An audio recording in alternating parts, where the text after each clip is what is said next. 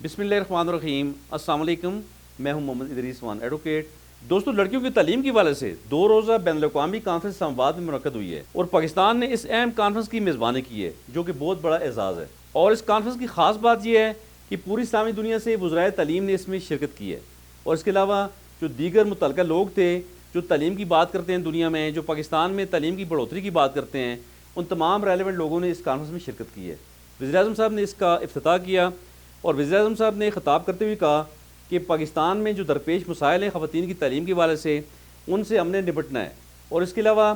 دنیا کو یہ پیغام دیا کہ تمام دنیا ایک پیج پہ آ جائے اور پوری دنیا خواتین کی تعلیم کے حوالے سے سوچے، اور پوری دنیا میں خواتین کی تعلیم کے لیے جو کمیاں کوتاہیاں ہیں انہیں پورا کیا جائے۔ اور میں سمجھتا ہوں پاکستان میں یہ کانفرنس ہونا، اس کانفرنس کا یہاں پہ منعقد ہونا ایک بہت بڑا اعزاز ہے، اور اس میں یقیناً ہماری خواتین کے لیے فائدہ ہوگا۔ اور پاکستان کے اندر جتنے بھی ہمارے تعلیمی ادارے ہیں یا کوئی بھی ہمارا مثال تعلیم، محکمہ تعلیم یا دیگر ادارے جو پرائیویٹ ادارے ہیں جو تعلیم کی بات کرتے ہیں، جو تعلیم بچیوں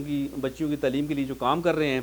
ان میں کافی زیادہ انہیں مدد ملے گی کہ وہ اس کانفرنس کی روشنی میں جو ایشوز یہاں پہ ڈسکس ہوئے ہیں ان ایشوز پر کام کرنے کا موقع ملے گا۔ اور میں سمجھتا ہوں پاکستان میں ہمارے تمام اداروں کو چاہیے کہ وہ خواتین کی تعلیم کے لیے خاص کر کام کریں، کیونکہ اس وقت اگر دیکھا جائے تو پورے پاکستان میں 2,53,00,000 بچے اسکولوں سے باہر ہیں، جو کہ بہت بڑا فگر ہے، اور اس میں زیادہ تعداد بچیوں کی ہے، کیونکہ بچیوں کی تعلیم کے لیے غریب ملک ہونے کے ناطے خاص کر جو غریب طبقہ ہے وہ بچیوں کی تعلیم کو بالکل بھی اہمیت نہیں دے رہا۔ اور جب تک ہماری بچیاں اسکولوں میں نہیں ہوں گی، معیاری تعلیم حاصل نہیں کریں گی، اس وقت تک ہم صحیح معنوں میں ترقی کی راہ پہ گامزن نہیں ہو سکتے۔ تو اس لیے